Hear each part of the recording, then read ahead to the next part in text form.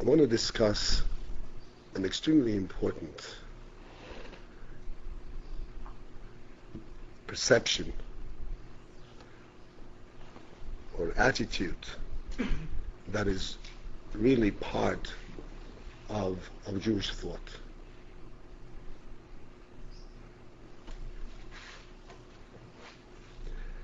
We live in a modern world. And one of the principles of modernity is that once you have discovered a new, more advanced technology, for instance, then yesterday's technology becomes garbage. And not only do you throw out that object, but you kind of look down on it. Oh, this, they didn't really know how to do things 2 days ago. Now we really know how to do things.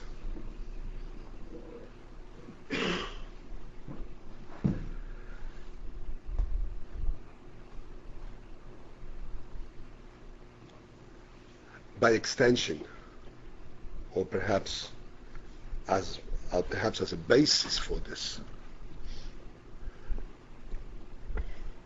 people have come to view the current generation, the current thought, as the advanced human level of thought,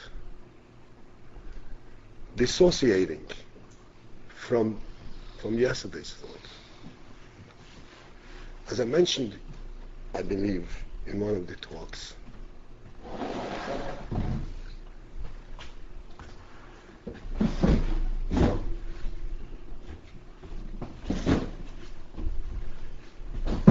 that tragically the philosophy that grows out of the idea of evolution, although we can easily discard the philosophy itself, the theory itself, but that philosophy that emanates from it has actually found its way in human thought today.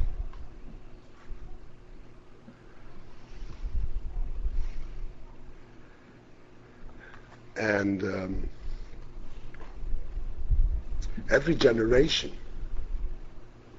we speak in terms of generation of computers, we speak in terms of generation of cars, we speak in terms of generation of technology, and we speak in terms of human generations. And we have the progressive generation. Which is the progressive generation? The generation of tomorrow. And it is not merely that we have learned more things, we've learned some more things about the nature of the world, or some technical aspects. It is that we are progressing, and in a certain sense it is presented, although we will not believe it. But as I said, it seeps through into our mind. It is presented as we are becoming more human, we're becoming smarter.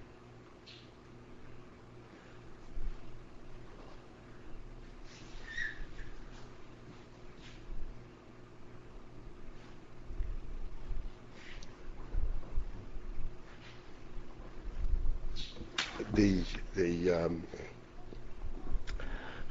not so far off past, they didn't have indoor canalization, running water. and everything that comes with it. And thus, it automatically reflects itself in our mind that these people did not really live at the human level.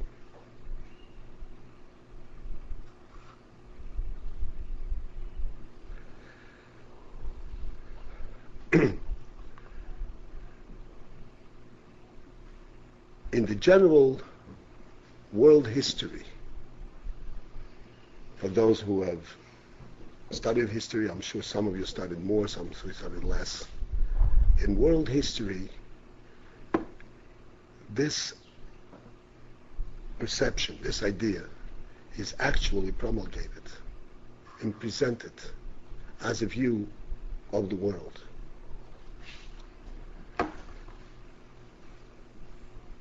There is the ancient history, and ancient history, ancient world history, ancient European history, whatever you want to place it. Ancient history means that they have gone through their ups and downs until they fell flat onto the ground, and history buried all those cities. And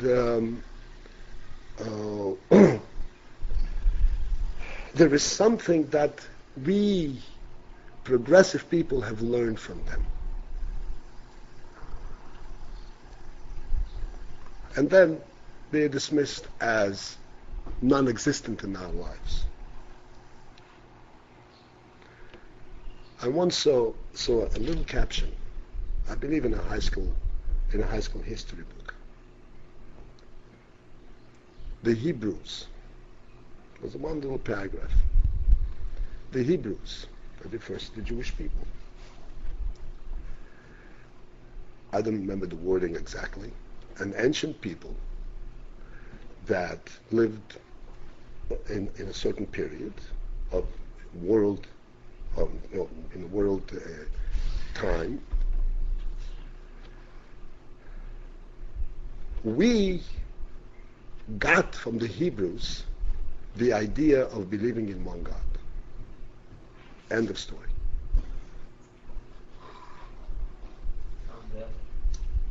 That's fine, but where are the Hebrews today? They don't exist. The Jewish people today is not the Hebrews of yesteryear that somewhere dug up the idea of one God. This is a modern people. They're lagging along, they're pulling along with the modern world. Some of them refuse to move along that fast as others. But basically, that's the end of the story.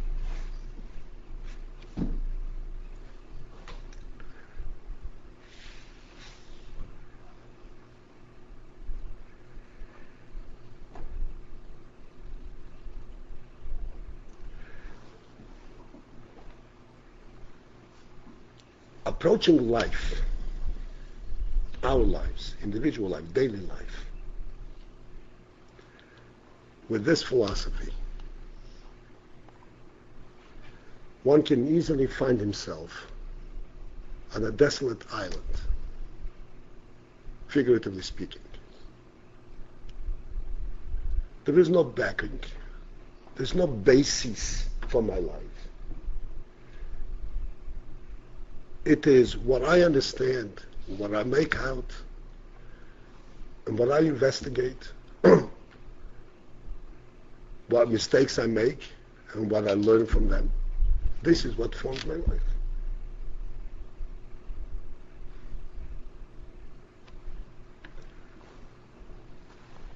Besides the loneliness that this creates, where actually I'm just on my own, flying in the middle of nowhere, coming from nowhere, going nowhere, just trying to make some kind of semblance of of a meaningful and a meaningful life's experience.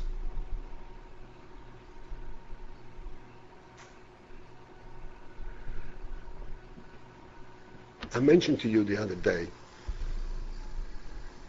of a little episode of a person's life, an Israeli soldier who, as many other Israeli servicemen, after they finish their service, they're free to leave the country.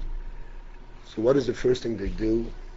They go to the world to look for the truth. That's exactly how they put it. Because never, unfortunately, in the Israeli educational system, in the secular education system, they get nothing. Literally nothing. Even though they live in Israel. And what are the means? What do they do to find themselves? So I read, this was a very brief description of this young man.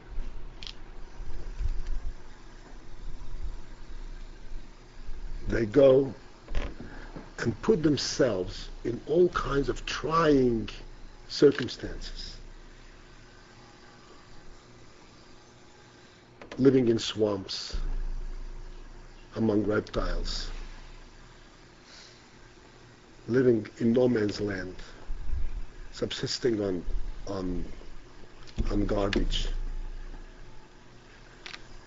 The idea is, let me experience for myself what life is. All the modern facilities that I have, this is all what's presented to me. But who says that's the right thing? This is what you think. I have to learn for myself. And what I find for myself, oh, that's real for me.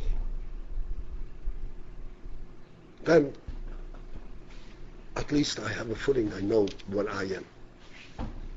The whole world, there's no whole world. There's no world history. There's no world. There is me.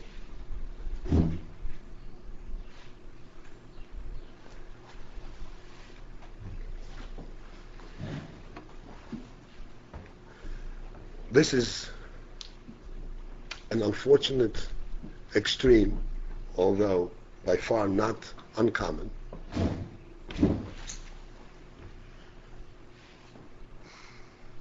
But we have to examine the profound error that underlies this whole approach to life. An approach to life, an approach to our perception of the world.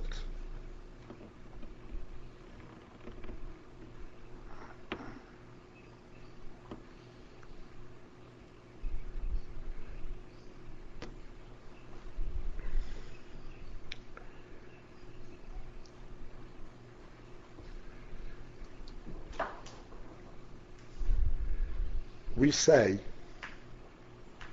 of course I'm coming from the Torah perspective, but as we are going to examine it, this is not dogmatic, this is not just directives and laws, these are principles that we can perceive, we can understand, we can find in our own minds that in fact this is what I believe, this is what I see. If only allowed to open my eyes and see.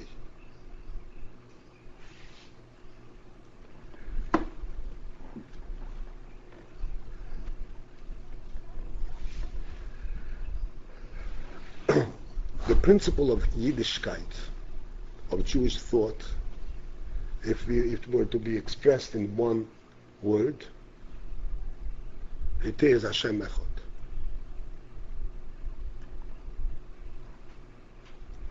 What does Hashem Echad mean?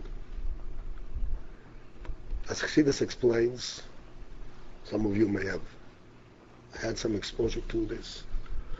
Hashem Echad means that although there is a vast world, this is not negating the presence of the world. There is a vast world. It goes all the way up to an altitude that we cannot perceive, we cannot surmise. It goes all the way down to a depth that we cannot surmise. It goes into all four sides to a distance that we cannot surmise. infinity itself. This is Aleph Ches Dalet. This is in Shulchan Aruch. I'm sure you're aware of this principle. All of this is really one. It is united. They're not disparate pieces of existence. It's one unit, one entity that is united by the spirit and the life and the neshama that's in it. As I've discussed in these sessions, the very simple principle of our view of the world is that when we see the sun rise and the sun set, we do not perceive this as an accident, as just a physical occurrence. But we perceive it as the principle of existence of the world, the principle of the creation, that the Creator, in creating us, created day and night for us. And we see it all coming through in unison and working in a certain way. This is something I would urge you, if you would have the time, to go back to some of the earlier talks that we had, Seichel Anushi, Seichel Bahami, and all that. This same principle of Echod, that the entire vastness of space is one, applies equally to the vastness of time.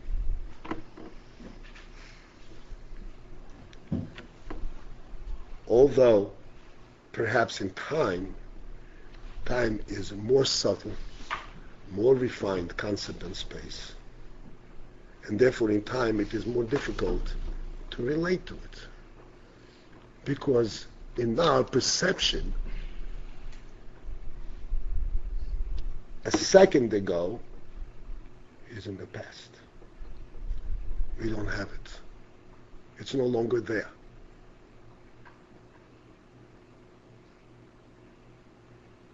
Whereas space, we can look into space, never lose it, even though we never see the end of it.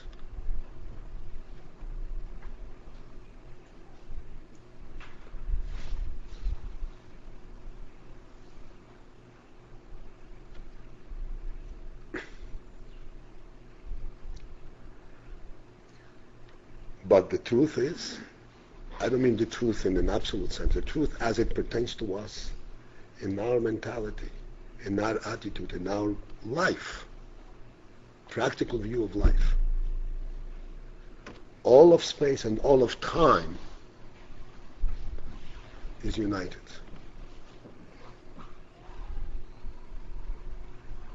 There is no categorical break between generations,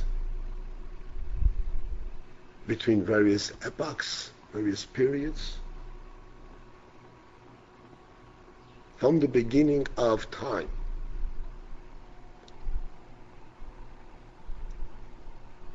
till the very end of time, there is a single plan that carries it and gives it life.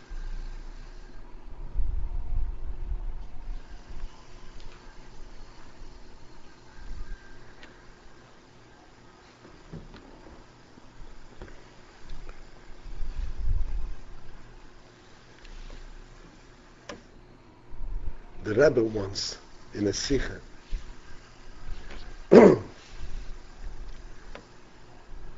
said the following, that if a Yid were to be challenged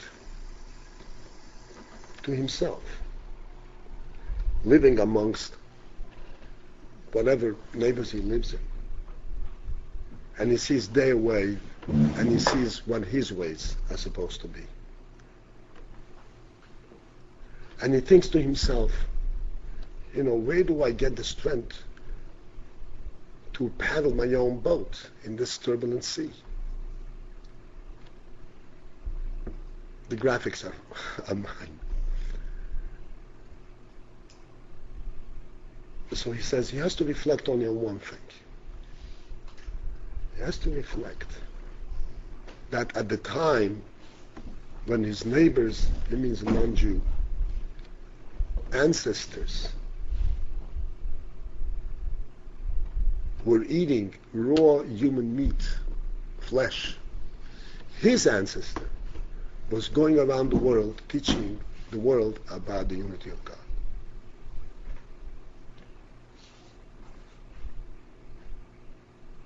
With this one reflection,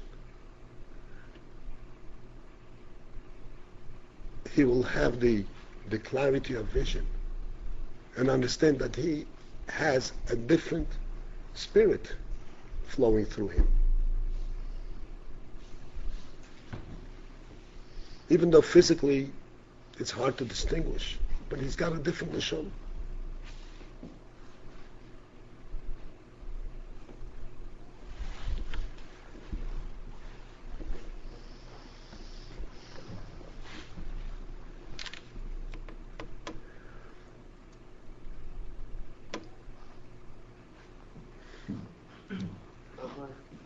Right there, you told him that the God of particular Jew. You told him that Abraham, right? Abraham. Yes, Abraham, the first Jew. What did he undertake to do? So around those times of Abba. I'm sorry? Around these neighbors, cannibals, you thought the goats there? They were Idol worshippers. yes, there were all kinds of atrocious things. You're talking about brutes.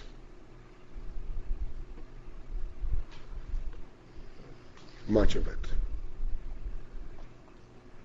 And Abraham came out single-handedly on his own, and he broke away. This is what Hashem said to him. The very first recorded directive in the Torah, the recorded directive from Hashem to Abraham was, leave your home. You have to separate yourself. Because you're in different category.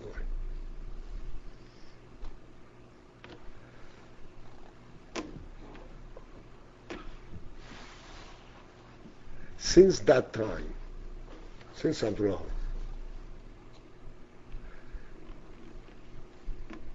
there is an unbroken chain of the principle of Abraham. Unbroken chain, we're talking about 4,000 years.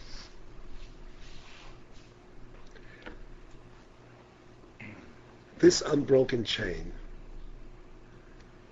went through every conceivable challenge, imaginable and beyond imagination.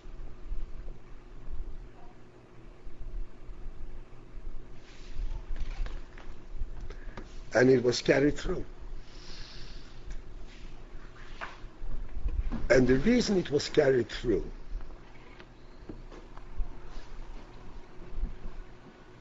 was not just the sacrifice, the stubbornness of individuals, but because they carried and represented a truth that knows no bounds. It's not a generational truth. It's not a truth that I say, I believe so. This is an absolute truth. And therefore it cannot be terminated. It cannot be changed. The Jewish people, I hope in Mitzvah Hashem that over the time you'll have some time to get familiarized a little bit with Jewish history. Jewish history is very, very rich. Jewish history is the history of the world.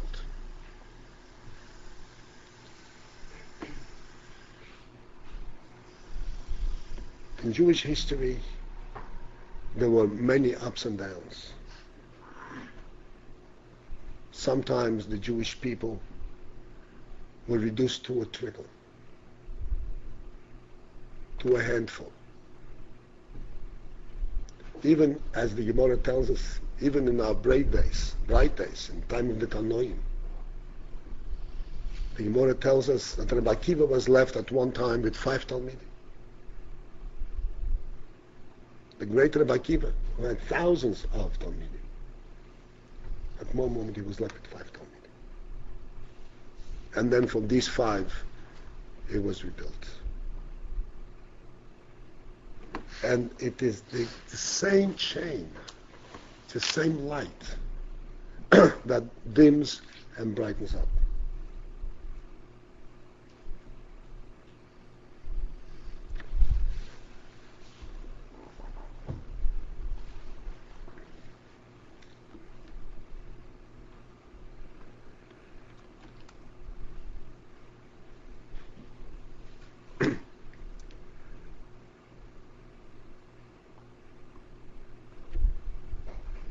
When we open a Chumash, and the Chumash may be something that is the first time that you ever saw it, first time you ever heard about it, and you open the Chumash and you start struggling with the words, struggling with the meaning of the words, and then struggling with the meaning of the message. What is it about? One thing you must know, that this is the same Chumash, the very same Chumash, the very same message that was learned for thousands of years by your ancestors, by your people.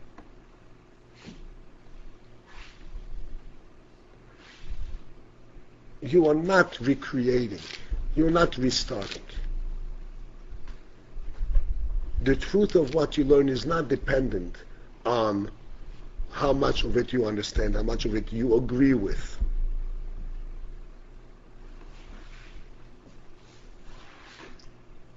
Hopefully you'll understand more. Understand less sometimes, and then you go back and you understand more. But the truth of what you learn is an absolute truth. It's a truth that was carried through all kinds of different epochs, all kinds of different turbulence. As I mentioned, I think once in these talks, that in the last 100 years, the Jewish people have gone through a cleansing that is unparalleled any place in history. On the one hand, we had the communism that set out as its goal to destroy Yiddishkeit with all the power at their disposal, with all the viciousness. Their biggest criminal in their arsenals, in their book, the biggest criminal is one who teaches Aleph Beis.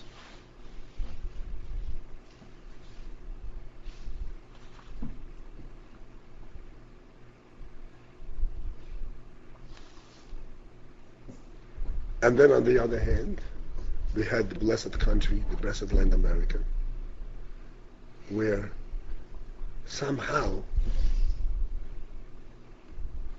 through challenges of parnasa, whatever it may be, everything went away. And we also lost a generation or two right here. And then, Baruch Hashem, American Jewry got an impulse of life. And they started waking up. And the Russian Jewry, much later, but now, got also a chance for life. And both immediately woke up and recognized, yeah, this is real. This is something. This is where I belong.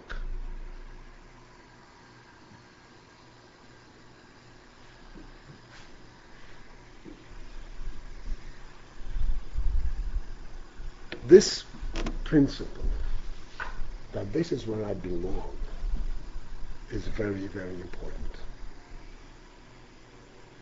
Because when you sit down to learn, and as I said, you struggle, you break your teeth over the words, and break your mind over the ideas,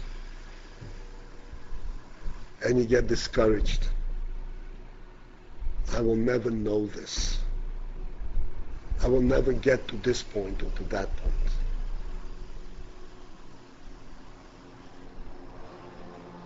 You don't have to get to any point in order to be a Yid.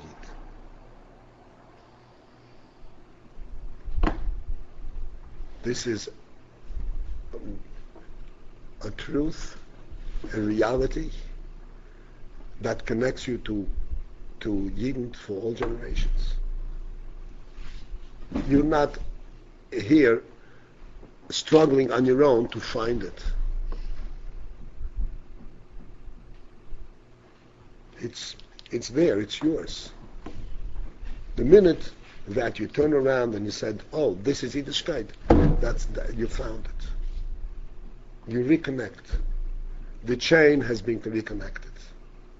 How much of it you know and learn, that depends on the opportunity you have and depends on you, the power of your intelligence. But that doesn't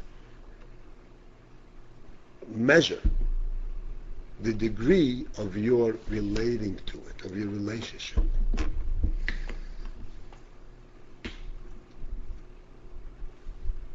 It is important to recognize that when you open a Chumash, you open a Gemara, a Mishnayos, or absolutely anything, and you start learning, that you recognize that you are learning the same thing that was learned 1,000, 2,000, and 3,000 years ago. That you're not alone. You're not struggling to find some truth for yourself.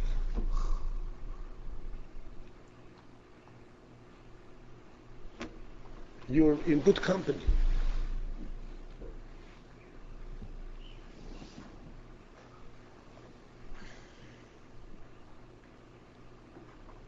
And moreover, as a matter of fact, all the challenges that we have faced were for a purpose that only Hashem Himself knows. For the purpose that ultimately to bring everything out in Yiddishkeit in its purest form. But the ability to reconnect is imbued in our souls because our ancestors have put their life for it. And therefore we inherited it from them. It is in their schus, in their merit, that we reconnect. I was talking the other day to a younger man. You know what a younger man is? A young man, a married, a family man, a gifted man. He didn't have much formal learning in yeshiva. By the time he came, he was advanced in age. But he's very smart. And he caught on a lot of things. He definitely feels the lack, the absence of the formal learning, but what can you do? You know, he has the responsibilities. But Yiddishkeit caught on with him very, very clearly and very deeply. And it's no problem for him. Whatever he doesn't understand, I don't understand. Just tell it to me. He's a very intelligent man. Just give it to me as it is. So I was talking to him and discussing his background, trying to get to understand where is this purity of thought of such an intelligent man. He comes from a Reform background. Reform. Devoid of the concept of Yiddishkeit totally, dry as to the bone. Dry to the bone.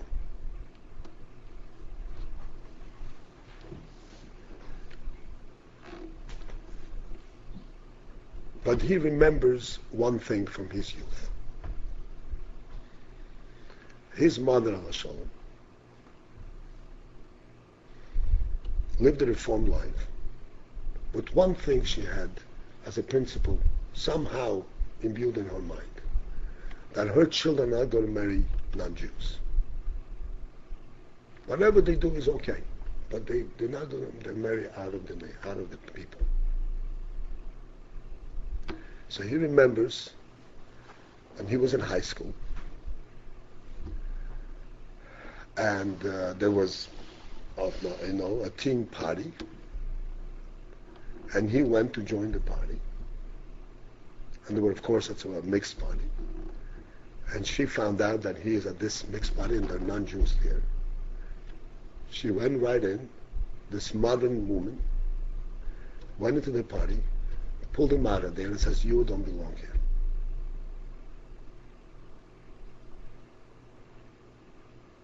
That's the end of the chinuch he got.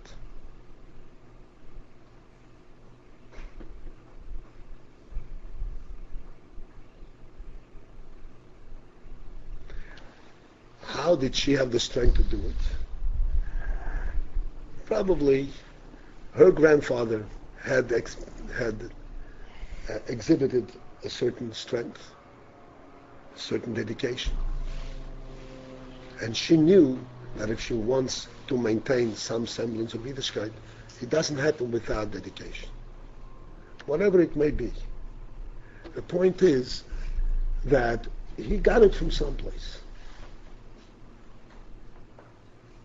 However, it came about that he woke up and he finally recognized it all. That took years and years and years. But something reflected itself. Each one of us, without knowing it, have something taking our mind from our ancestry. We are not alone.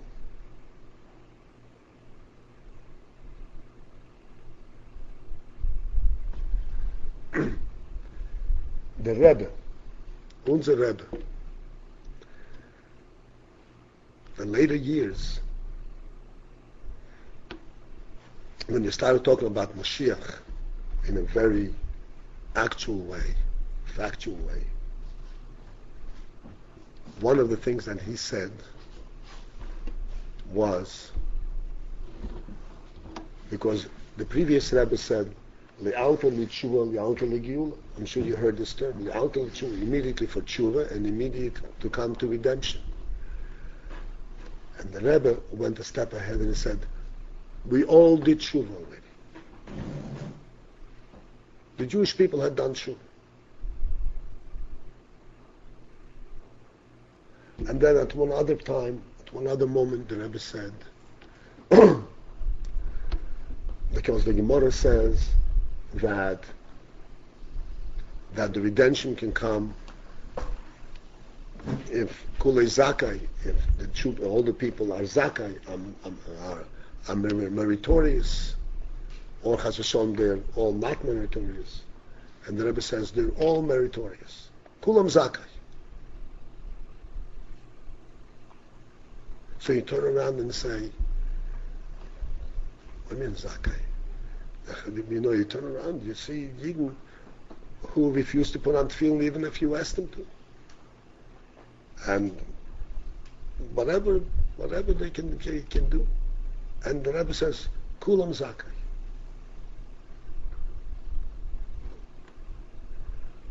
We don't know, we don't understand what's sticking in a Jewish mind and heart.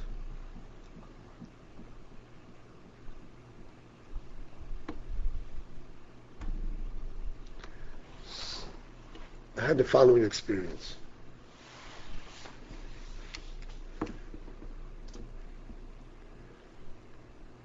There was a Russian man in my previous, in one of the offices that I worked. He used to come to my office from time to time, and we used to talk. Because he's from Russia, and I know about Russia and all that. And from time to time, I would ask him to put on tefillin, and he always refused. Like, like something turning him off from tefillin. I couldn't understand why he's turned off from tefillin. He doesn't want, he's lazy. Why should he be lazy? We have friends. It went on for a while.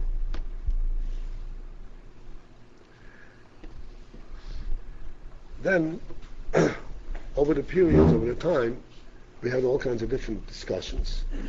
And one time, he said something which I don't want to repeat. And it dawned on me, clear as day, that what's turning him off? He grew up in Russia. Totally estranged from Yiddishkeit, knowing nothing about Yiddishkeit, zero. If he heard of religion, it was all the Goyish religion. It's the only religion that he knew existed. And when he was approached, when I told him to put on tefillin, he thought I was talking about the same garbage. He says, I can't relate to that.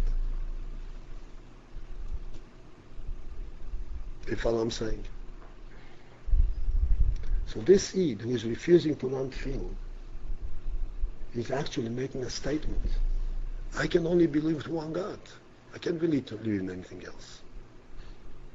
What are you confused? What are you coming to? What are you confusing me for?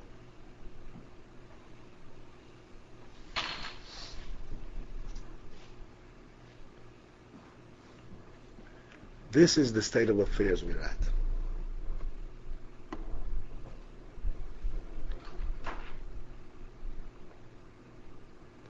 Through this confusion and through all the difficulties that we've gone through, there's a certain clarity that flows through the Jewish people.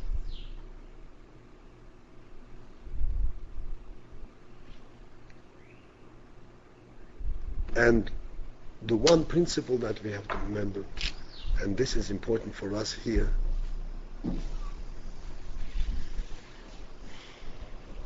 that we're not alone. You're never alone. As I mentioned many times, you learn an Aleph, and then you learn a Beis, you learn one Pasha Chumash, a second Pasha Chumash. You're all there. It's all accomplished. It's not measured by how much you accomplished. What we have to seek to accomplish is to feel more related, more comfortable, more united, more inside. Not to feel, to shed the outside mentality.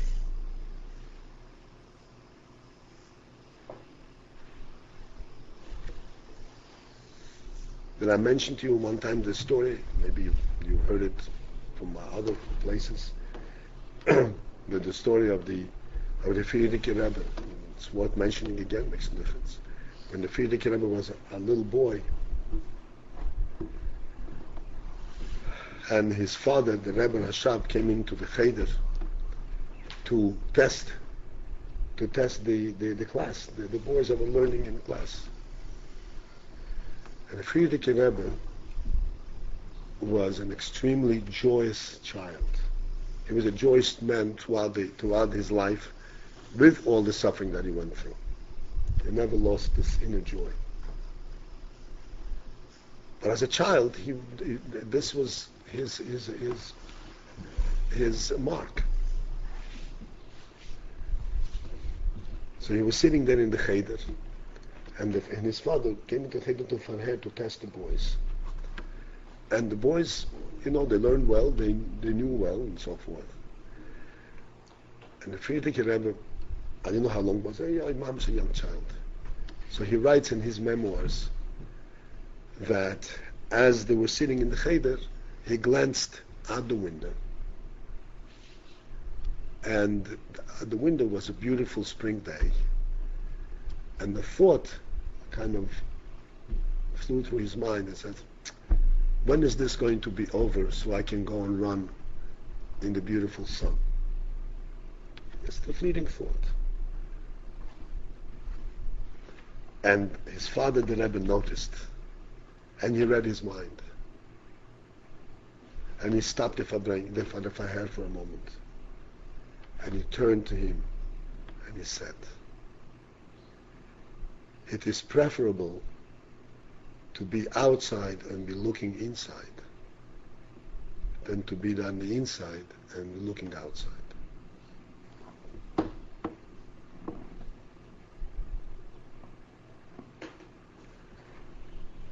We have no business looking outside. Do you understand the implication here? We are all on the inside.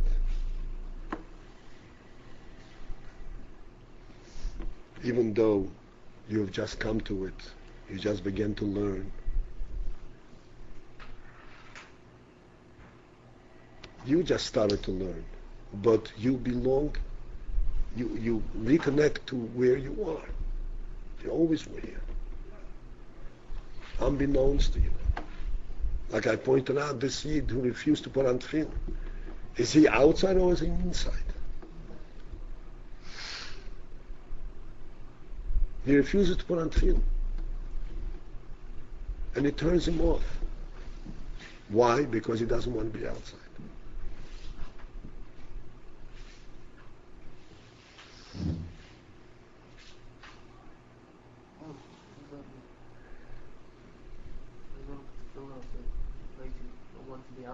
He doesn't want to be outside of the Jewish people. By not putting tefillin, you missed the point. Because he thought that I was telling him to put on tefillin because of a strange, I think strange to Yiddishkeit.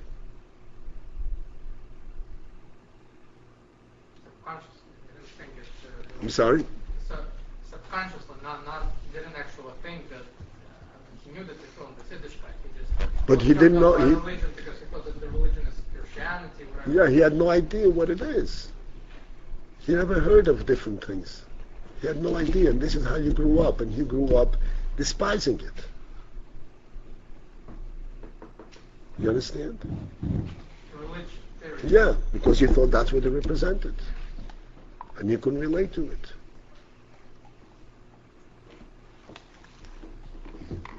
And it was quite a challenge to tell him, Chas v'sholom, that's not what I'm talking about.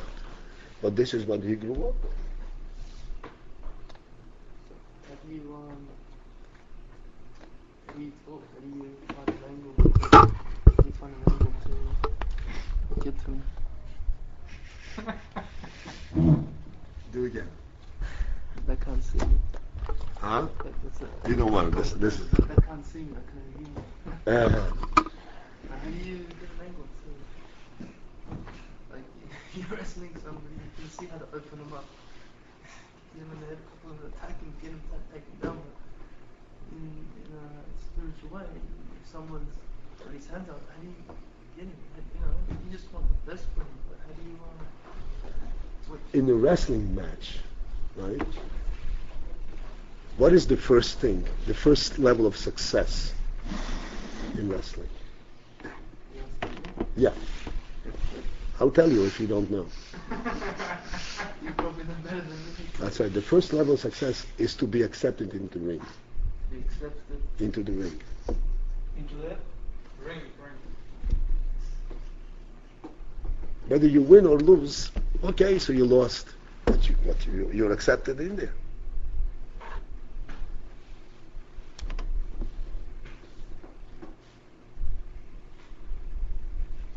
What do you mean outside? It's better be outside and look inside than be inside. I understand the first what you said, but what do you practice? What do you mean outside? Outside, in our context, it means if you feel that you don't, you didn't yet fully connect, you don't feel fully comfortable in Yiddishkeit, but you're looking inside, that's what you want, this is what you're striving to do. When you look from outside. Even though if you're outside, but why are you looking inside? Because you want to be on the inside. The reason you want to be on the inside is because internally you're already inside. And the same goes the other way around. If you want to look, if you're already inside, you're looking outside internally, you're really outside also. Well, the answer to that is you're never internally on the outside. But we have, as you've learned, two nefoshes. And you have one part that relates to the outside better than to the inside. So when you're looking on the inside, you're looking with your nefesh olikis. When you're looking from inside outside, you're looking with your nefesh abams. Not to say that you don't have the. If you turn around, you say, but this is the inside. In other words, this is the challenge, that the struggle that we have with our own nefesh abams. But the recognition. You see, the thing is like this. Taking, like now that you want to understand the illustration point is the following. These children in the Cheder were due to finish their test, and they were supposed to go out and play. Not supposed to stay in the Cheder all day. It's part of their schedule. But then, what would it mean? They finished this, and in their proper chinuch, in their proper daily schedule, they go outside. When you are on the inside, looking out, that means that your appreciation of the outside interferes with you being on the inside. When you follow this schedule, then it's a proper way. Then when you're outside, you're also inside because you learned, and now's the time to play. But when the outside begins to interfere, that's when you're making a mistake. Everything has its time. You know, the Gemara says a very interesting thing that pertains to here. You know that Odom Orishin received one command from Hashem. One negative command. That he should not eat from the tree of knowledge. It's a das. I'm sure everybody knows this. And the Odom Orishin was created Friday afternoon. And there was 6 hours left for Shabbos to come in. And the Gemara says that the prohibition for this fruit was only up until Shabbos. Shabbos he was permitted to eat it.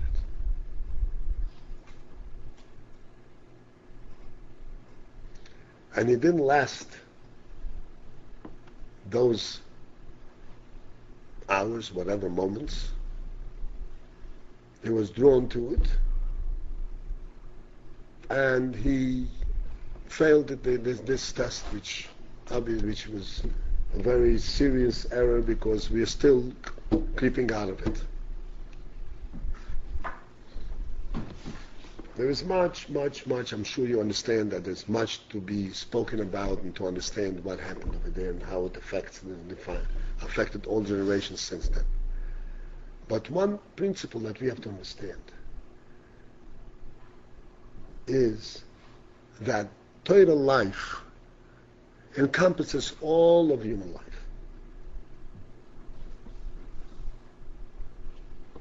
and allows for absolutely everything that is positive and good in human life. In the proper time and in the proper way.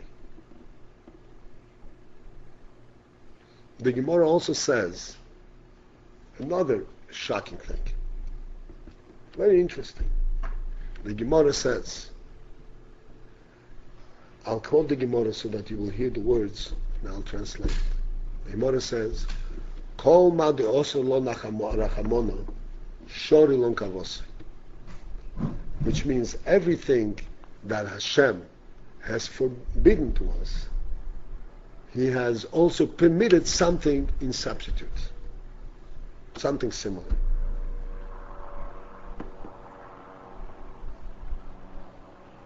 And the Gemara goes on asking various questions, what about this, what about this, what about this? And the Gemara shows how everything is a substitute.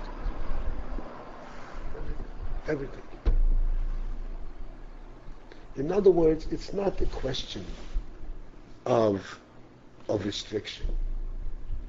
It's a question of being on the inside or being on the outside.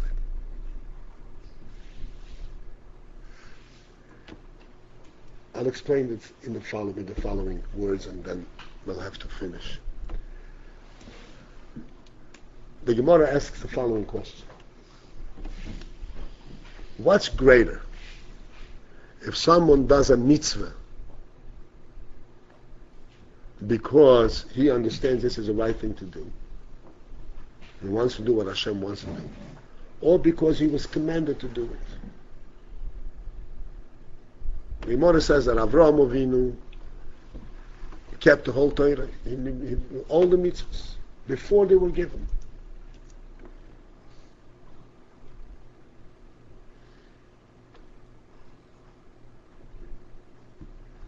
And then he was given one mitzvah, the mitzvah of Milah. This was the only mitzvah he was given.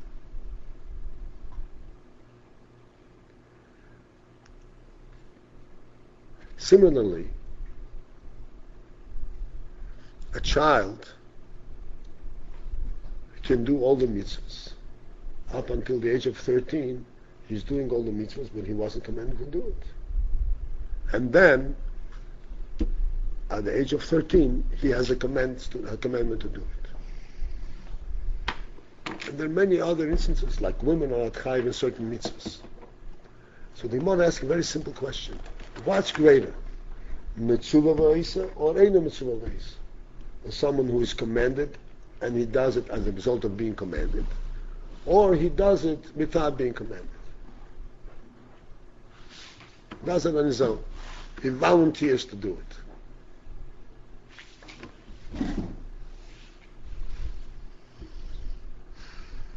So our impulse is that if he does it on his own, he volunteers, that shows a certain greatness of mind and seeking the right way. Now, it's not being commanded and doing it, not being obligated and doing it, seems to be of greater value, and then relay and describes the person as a greater person. And the Gemara says unequivocally, "Godel mitzvah v'eisa mimishayna mitzvah v'eisa." Now, one who is commanded and follows through on the command is much, much greater than one who does it without being commanded. What's greater? When you understood or when you are commanded? I'm sorry? What's greater? What's better? When you understood the mitzvah or when you are commanded? If you do because you understood it, or if you do because you are commanded? Because you were... What's better? I don't get it. Yeah. If you do the mitzvah because you were commanded of the mitzvah, or because you understood the mitzvah? No, so the Gemara says because you're commanded. Because you're commanded. No, I didn't understand when you were... I'm sorry? Now I understand. Because you're commanded. Okay. Because you're commanded. Mitzvah is one who is commanded and follows through on this command, he is greater than one who does it on his own without being commanded. And what's behind this? Why is it greater?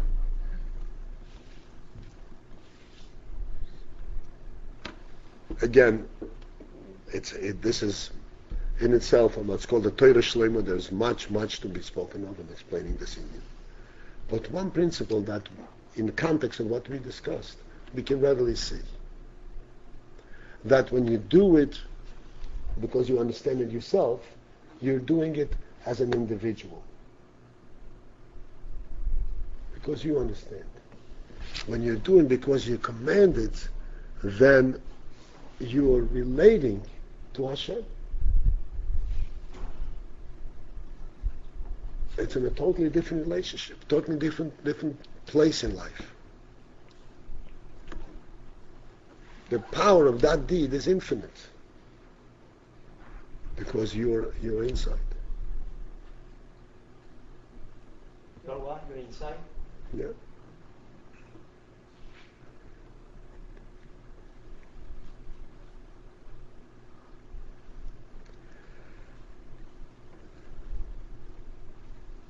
Recently, for some reason, I don't remember exactly what made me think of it, but I remembered, this is way before your time, but I remembered an episode in American history.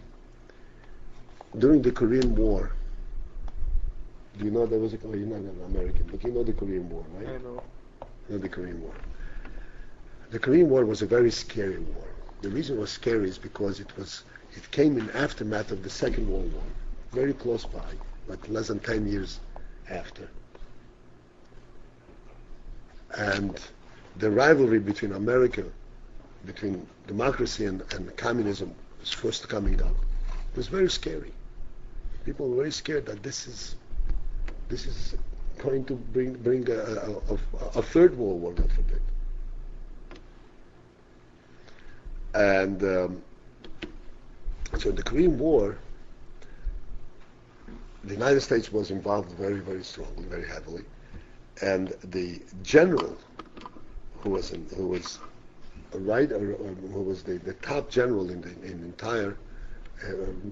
entire control was General MacArthur. General MacArthur was a 5-star general. He was one unique general that we didn't have many like that. He was very, very highly respected, very, very strong man, and he was running the whole operation over there. And the president at the time was Truman. And then the general, he understood what was going on, and he was a very powerful general. And he decided to do something that the president said to him he shouldn't do. As a general, he disobeyed the president. And everyone in the country stood gasping for air. What's going to be now? What's going to happen now? It's like a break in command. It's a terrible thing. And then, again, this general was a general with a history. He fought in the Second World War. He commanded the Pacific troops, and Eisenhower was in the Atlantic, was in Europe. He was on par with Eisenhower.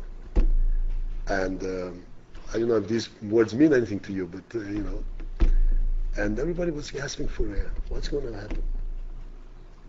Truman, on the other hand, was not a very powerful man. Was not very greatly known. No comparison to MacArthur, but he was the president. Without hesitation, Truman said to him, "You're relieved of your command. Come back." He brought him back into the country, and he sent someone else to take his place.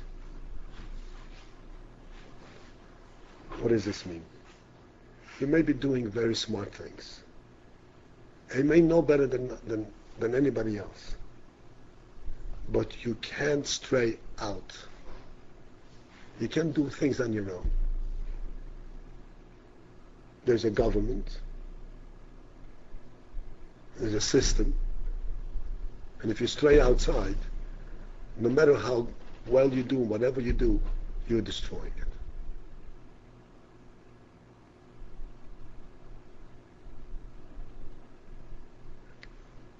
We have to translate this into our lives. We have to understand.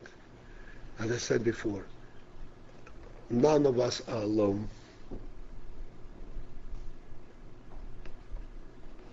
We're all, each one of us have parents, grandparents, great-grandparents, all the way up the chain.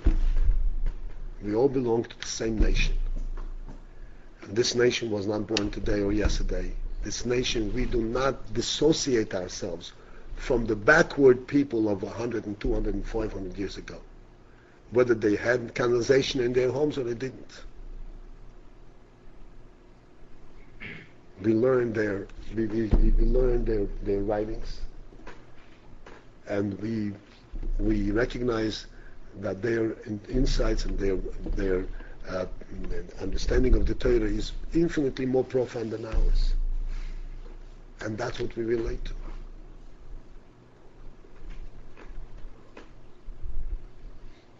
And we are part of that.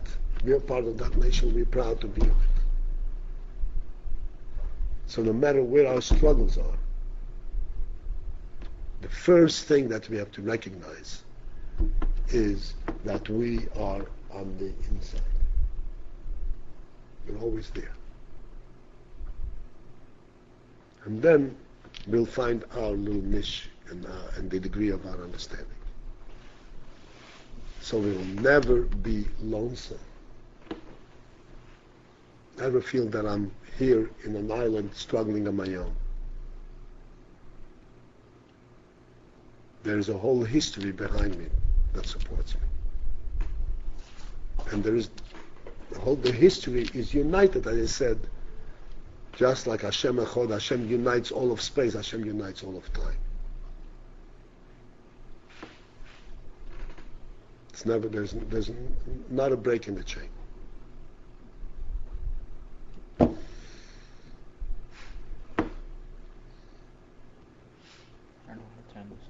You don't have to turn it off. This is it for today, gentlemen.